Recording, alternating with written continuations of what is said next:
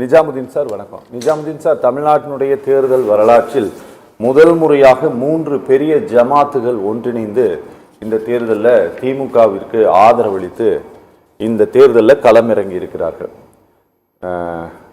தமிழ்நாடு இந்திய யூனியன் முஸ்லீம் leak, SDPI, அப்புறம் தமாமுகவா sir? தமாமுக. இது 3மே ஓரளவு பெரிய அளவில் அவர்களுக்கான ஆதரவாளர்களை வைத்திருக்கக்கூடிய ஒரு அமைப்புகள். இவங்க வழக்கமாக ஸ்பிளிட் ஆகி நிற்பாங்க. இந்த முறை 3 பேரும் ஒன்றா நிற்கிறாங்க. ஒன்றா நின்று திமுக உதயசூரியன் சின்னம், அப்புறம் அவங்க நிற்கக்கூடிய சில சின்னங்களில் நிற்கிறாங்க. ஆனால் நாங்கள் பார்த்த வரையில் சார், இந்த வாக்குப்பதிவுக்கு பிறகு மைனாரிட்டி சமூகத்தினுடைய வாக்குகள், குறிப்பாக முஸ்லிம் சமூகத்தினுடைய வாக்குகள், மக்களுடைய வாக்குகள் தாவேகாவிற்கு விழுந்திருப்பதை பார்க்க முடியுது. ஏன்னா இது ரொம்ப அதிகமாக ஸ்பிளிட் ஆகி இதுக்கு முன்பாக நாம் தமிழருக்கு விழுந்ததை பார்க்கல. நாங்கள் அதிமுகவிற்கு போனதை பார்த்துருக்குறோம். ஆனால் இந்த முறை புதுசாக அந்த இடத்துக்கு ஒருத்தர் வந்துட்டார், விஜய் அப்படிங்கிற ஒருத்தர் வந்திருக்கிறாரு. அவருக்கு விழுந்திருக்கு அப்படிங்கிறத நாங்கள் பார்க்குறோம். நான் இங்கே ஆஃபீஸில் ஒர்க் பண்ணுறேன் அப்படிங்கிறதுனால நான் குறிப்பிட்ட சில தொகுதிகளில் என்னால் அதை பார்க்க முடிஞ்சது. சென்னையை சுற்றி இருக்கக்கூடிய சில தொகுதிகளில். தமிழ்நாடு முழுசும் என்ன நடந்திருக்கு சார்? குத்துன்னு குத்திட்டாங்களா? அப்படிலாம் ஒன்றும் எதிர்பார்த்த மாதிரி இல்லை சார். அப்படியே அவங்க எதிர்பார்த்தாங்க சிறுபான்மையில ஓட்டு கொஞ்சமாவது பிரியும் அப்படின்ட்டு. ஆர்வ கோளாறில் அங்கொன்று இங்கொன்றுமாக ஒரு 5% உட்பட்டு விழுந்திருக்கலாம். அது எல்லாரும் அப்படி சொல்றது ஏன் அவரு சொன்ன அதை நீங்க சொல்றீங்க? இல்ல, நான் யோசனை பண்ணி சொல்றேன். இல்ல, நான் 5% உட்பட்டு கலை யதார்த்தங்களுக்கு தெரியும்ல. சரி இருக்கு. ஒவ்வொரு ஆளுக்கும் சின்ன பிள்ளைங்க என்ன பண்ணு, ஒவ்வொரு ஆளுக்கும் ஒரு விருப்புணர்வு வரும். சரி. ரெண்டாவது, இப்ப முஸ்லிம்கள் மத சார்பின்மை விரும்புறவங்க. காரணம் ஒரு இந்திய நாட்டுடைய பாதுகாப்பு ரொம்ப முக்கியமானது. சகோதரத்துவம், சௌஜன்யம் எல்லாமே முக்கியமானது. அதற்காக தான் மதச்சார்பின கூட்டணியை வலுப்படுத்த வேண்டும் என்ற விருப்பம் எல்லாருக்கும் இருக்கிற காரணத்தினால அங்குண்டு இங்குண்டுமா இருக்கும். இல்லையுமே எப்பவுமே முழுக்கவே திமுகவுக்கு ஓட்டு விழுதுன்னு சொல்ல முடியும். அவங்களுக்கு திமுகவுக்கும் தெரியும், ஒவ்வொரு தேர்தலையுமே ஒரு 5% 10% ஓட்டு வெளியே போய் தான் விழும். அந்த மாதிரி நேரத்தில் அதிமுகவுக்கு விழுந்த காலமும் உண்டு. இப்போ அதிமுக விழுந்த ஓட்டு திமுகவுக்கு போடாதவங்க, மனப்பில் உள்ளவங்க விஜய்க்கு போட்டிருக்கலாம், அல்லது புதுசாக சினிமா பார்த்துட்டு கலதை தெரியாதவங்க போட்டிருக்கலாம். இல்லைன்னு சொல்ல மறுக்கலை. ஆனால் இந்த தேர்தல் பார்த்தீங்கன்னு சொன்னால், ஒரு ஆளுங்கட்சின்னு சொன்னால் ஒரு சின்ன ஒரு அதிருப்தி வரத்தான் செய்யும். அந்த அதிருப்தி ஓட்டு எதிர்கணிக்கு முகமாக ஒன்றா போய் சேர்ந்தாதான் அந்த அணி வெற்றி பெற முடியும். அதுக்காகத்தான் அப்படின்னா ஆளுங்கட்சி விட்டு எதிர்கட்சியெல்லாம் ஒன்றா கூடுவாங்க. நம்ம பார்க்கலாம், மத்திய காங்கிரஸ் இருக்கும்போது பாஜக எல்லாத்தையும் இழுத்து பிடிக்க பார்த்துச்சு, தமிழ்நாட்டில் அதிமுக இருக்கும்போது எல்லாத்தையும் திமுக இழுத்து இப்படி பார்க்கும். இப்போ அந்த மாதிரி நிலை இல்லை, யதார்த்தம் உருவாகாமல் ஒரு ஆளுங்கட்சின்னு 5 வருஷம் ஆளும்போது அந்த அதிருப்தியில் வர ஓட்டுக்கள் இப்போ ஒரு முகத்துக்கு போகாமல் 3 முகத்துக்கு பிரியுது. சில இடங்களில் வேல்முருகன் ஒரு 4-5 தொகுதியில் அவர் கொஞ்சம் ஓட்டு நாளாக பிரிக்கிறாரு. இப்படி பிரிக்கக்கூடிய சூழ்நிலையில் அது யாருக்கு ஆதரவாக போகுது எல்லாருக்கும் தெரிஞ்சு போன விஷயம். சரி, அந்த வகையில் தான் நம்ம பார்க்குறோம். ஒரே ஒரு ஆள் தான், அந்த ஆக்சிஸ் மை இந்தியாங்கிற ஒருத்தர் தான் கனவு கண்டிருக்கிறார். விஜய் ஆட்சிக்கு வருவார், முதல்வராக வருவார் சொல்லியிருக்கிறார். ஏற்கனவே கடந்த பாராளுமன்ற தேர்தலில் 400 சீட்டு பிஜேபி பெறும்னு சொல்லி கருத்து கணிப்பை கொடுத்துட்டு அப்புறம் டிவியில் உட்காந்து அழுதாரு, ஐயோ தப்பா சொல்லிட்டேங்கன்னு அழுதாரு. அந்த மாதிரி பலகீனமானவர்களும் இப்பவும் கொடுத்துட்டு இருக்கிறாங்க. அதனால இது பெருசா இடத்துல கலை யதார்த்தத்தை பலரும் சொல்லியிருக்கிறார்கள் என்ன பொறுத்தவரைக்கும் குறைச்சி தான். ஏன்னா ஒரு ஓட்டு நாளா பிரியும் பொழுது சார், இந்த எலெக்ஷனுக்கு பின்னால சார், இந்த போலிங்க்கு பிறகு ரொம்ப கொஞ்சம் கவனிக்கக்கூடிய அம்சமாக கூடிய ஒன்று என்ன அப்படின்னா, பாரதிய ஜனதா கட்சியினுடைய மௌனம் சார்.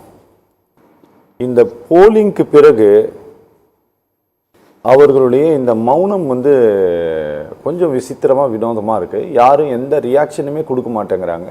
ஏன்னா இது முடிவு எப்படி வரும்ட்டு தெரியாததுனால் அப்படி இருக்கிறார்களா, அல்லது இதுக்கு வேற ஏதாவது அந்த அமைதிக்கு ஏதாவது அர்த்தம் இருக்குதா? அவங்க ஏற்கனவே தமிழ்நாட்டினுடைய முடிவு என்ன என்பதை ஏற்கனவே தெரிந்து கொண்ட காரணத்தினால்தான் தமிழ்நாட்டு தேர்தலில் அவர்கள் அதிகம் கவனம் செலுத்தவில்லை. தேர்தல் விருப்பம் வந்த பிறகு வேகமாக சீட்டு பேசும்போது மோடியோ அல்லது அமித்ஷாவோ டெல்லிக்கு வர வச்சவங்களோ தேர்தல் அறிவித்த பிறகு அதிகமாக வரல. காரணம் இங்கே இதுதான் ரிசல்ட்டு, நம்மளால் ஒன்றும் பண்ண முடியாது. அதிமுக விழுந்தால் கொஞ்சம் அள்ளலான்னு பார்த்து இருக்கிற நேரத்தில் விஜய் வந்து அதை அள்ள ஆரம்பிச்சிட்டார். அதிமுக கூட்டி தெரிச்சு அள்ளிட்டுறாரு. புதுக்கோட்டை சீனிவாசன் கூட சொன்னார், மக்கள் வெற்றியை தருவார்கள். வெற்றியை தருவார்களா, வெற்றிடத்தை தருவார்களா? கட்சியை சரியாக நடத்தாத காரணத்தினால் மக்கள் அதிமுகவிற்கு வெற்றியை தருவார்களா? அவர் வெற்றியை தருவார்னு சொன்னார். வெற்றிடத்தை தருவார்னு கேள்வி ஒன்று எழுது. சரி, அதை யோசிக்கணும். இன்னைக்கு வந்து அந்த ஓட்டுல வந்து பெரும் அதிமுக தாவேக்கா பெறக்கூடிய ஓட்டுகளில் பெரும்பான்மை அதிமுக உடையது. ஏன்னா கலை யதார்த்தம்னா ரோட்ல ஒரு ஊர்ல சின்ன ஊர்ல ஒருத்த கட்சியில நான் ஒரு கட்சியில இருக்கிறேன். அப்படி நீங்க சொல்றீங்க? அதான் சொல்றேன். நான் சொல்றேன் இப்ப அதிமுகல நான் ஒரு அதிமுகல இருக்கிறேன். கட்சி தலைமை பலவீனப்படுத்தி நான் எழும்போது திமுக சேர்ந்து எனக்கு ஆசை இருக்கும், தலைமை என்ன சேர்த்துக்கும். ஆனா எவ்வளோ யார்கிட்ட சண்டை போட்டு இருந்தனோ அந்த ஆள் கூட போய் நான் சேர வேண்டி வரும். அப்ப எனக்கு மனசு கொடுக்காது. அப்ப நான் என்ன பண்ணுவேன், பாஜக பக்கம் வேற கட்சி பக்கம் போவேன். பாஜக இருந்தால் பாஜக போறேன், பாஜக போறதுக்கு எனக்கு மனசு இருக்காது. ஆனா வேற வழி இல்லாம போவேன். இப்போ மாற்று ஒன்று தாவேக்கா வந்துருச்சு, அந்த இது வேணாடா நான் இந்த பக்கம் போகணும்னு போய்க்குவேன். இப்படி போறவங்க இருக்கிறாங்க. திமுகவுக்கு போக விருப்பம் இருந்தாலும் அந்த களத்துல உள்ள நகர செயலாளர் அல்லது கிளை செயலாளர் போட்டி போட்டு சண்டை போட்டு அவங்கள போய் உட்காரக்கூடாதுங்க வெளியில போறவங்க இருக்கிறாங்க. ஏன்னா ஆன்டி திமுக தான். அதிமுக ஒரு கட்சியே கிடையாது. ஆன்டி திமுக என்பதுதான் கொள்கை, ஆன்டி திமுக தான் கட்சி. ஓகே, கலைஞர் கருணாநிதி என்று பெயரை சொல்லிவிட்டு கட்சியை நீக்க சில காலமாக உண்டு. அப்ப அந்த சூழ்நிலை இருக்கும்போது கலை யதார்த்தம் ஒண்ணு. ரெண்டாவது, ரெண்டு ஆட்சியும் பல வருஷமா ஆண்டு கொஞ்சம் அதிருப்தி. ஒரு 5% மக்கள் புது கட்சி தேடுறாங்க. வைகோ வந்து கட்சி ஆரம்பிச்சாரு, அந்த பக்கம் போய் பார்த்தாங்க, அவர் நிலைக்கலன்னு சொல்லி திரும்பி வெளியே வந்துட்டாங்க. அப்புறம் விஜயகாந்த் வந்தாரு, அவர் பக்கம் போனாங்க. அவங்க அந்த மக்களும் இங்க சேர்றாங்க. ரஜினிகாந்த் எதிர்பார்ப்பாரு பார்த்தாங்க. அப்போ அங்கங்க கொஞ்சம் இருக்கும்போது அவருக்கு ஒரு 15% வரும். ஓகே, யாரும் குறைத்து மதிப்பிடுவதற்கு இல்லை. அவர் 15% வேணா அவரு பெரிய ஒரு சிறப்பான தலைவர் தான் சொல்ல முடியும். ஆனால் இந்த தேர்தல் கலா யதார்த்தம் என்பது திராவிட முன்னேற்ற கழகம் ஆட்சி தொடர்கிறது, ஆட்சி அமைக்கல, ஆட்சியை தொடர்கிறது. ஓகே, பேசலாம். இந்த கணக்குகள் எல்லாம் சார் எல்லா பெரிய நிறுவனங்களுடைய கணக்குகள் எடுத்திருக்காங்கல்ல, இந்த கணக்குகள் எடுத்த நிறுவனங்களையும் பெரிய அளவில் இன்ஃப்ளூயன்ஸ் பண்ணியிருக்கிறது இந்த சமூக வலைதளங்களில் அவர்கள் பார்த்த வீடியோக்கள் தான். சரிங்களா? அவங்க பார்த்த வீடியோக்கள் தான் அவங்களையும் இன்ஃப்ளூயன்ஸ் பண்ணியிருக்கு, எல்லா நிறுவனங்களையுமே. ஏன்னா இன்னைக்கு எல்லா நிறுவனங்களும் டிஜிட்டல் மயமாயிடுச்சு. சரிங்களா? அதை பேஸ் பண்ணி தான் இன்னைக்கு எல்லாமே பண்ணியிருக்கிறாங்க. கோர்ட் ஆர்டர் வந்து ஏஐ மூலமா பண்ற லெவலுக்கு இன்னைக்கு இந்த நாடு போயிட்டு இருக்குது. அதனால நான் வந்து அதே கணக்கை நான் எடுத்துக்கொள்ள விரும்புகிறேன். சரியா?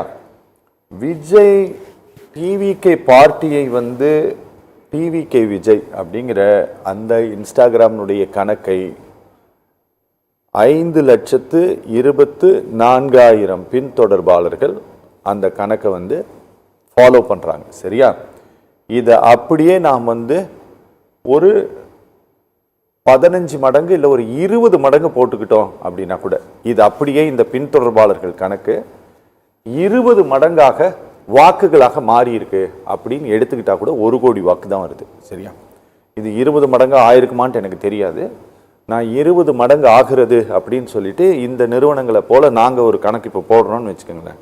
இந்த 1 கோடி வாக்குகள் அப்படிங்கிறது ஆட்சி அமைக்கக்கூடிய இடத்திற்கு அதை நகர்த்தி செல்லுமா சார்? இந்த தேர்தலில் நடக்காது, வாய்ப்பே கிடையாது.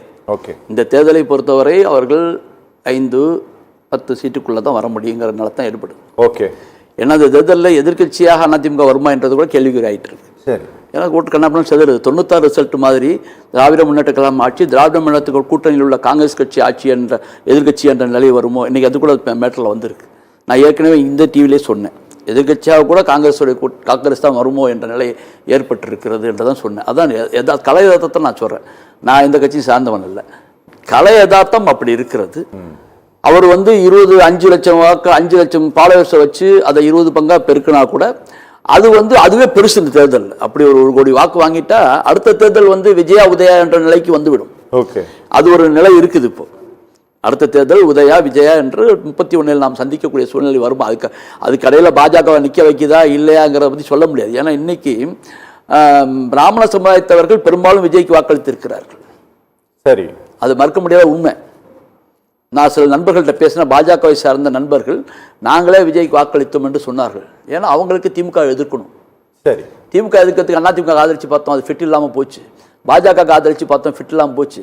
நாங்கள் திமுக ஆதரிக்கிறதுக்கு எங்களுக்கு வேற வழி இல்லை, நான் வந்து இவங்களுக்கு ஓட்டு போடுவோங்களுக்கு சிந்திக்கிற பேச்சு கூட வருது.